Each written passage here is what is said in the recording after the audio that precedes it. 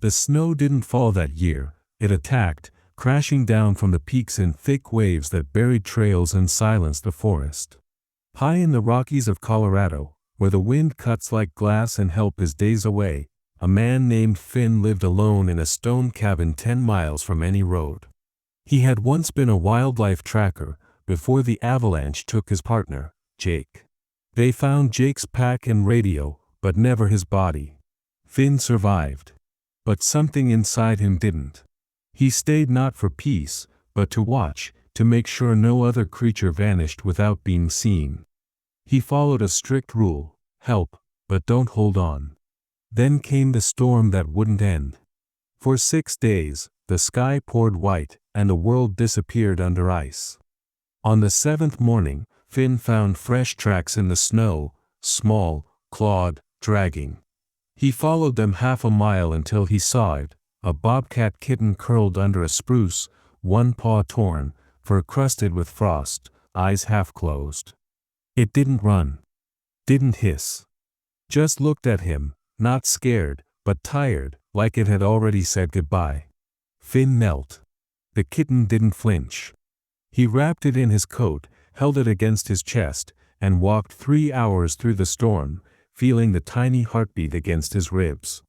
Back at the cabin, he cleaned the wound with boiled water, splinted the paw with twigs and tape, and fed it warm broth drop by drop. He named it Frost. Days passed. Frost grew stronger. Started hopping. Then walking. Then chasing light across the floor. Finn found himself talking, about Jake, about the mountain, about how he stayed not to heal, but to witness. Frost listened, as if silence could be a kind of reply. But Finn knew the truth: Frost wasn't his. It belonged to the wild. Then came the call. A rancher found a dead sheep, bobcat tracks, too small to be adult. Frost had a sibling. And now, it was hunting livestock to survive.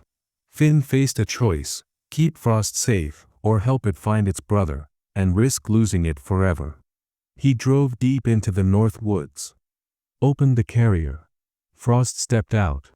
Took 3 steps. Stopped. Turned back.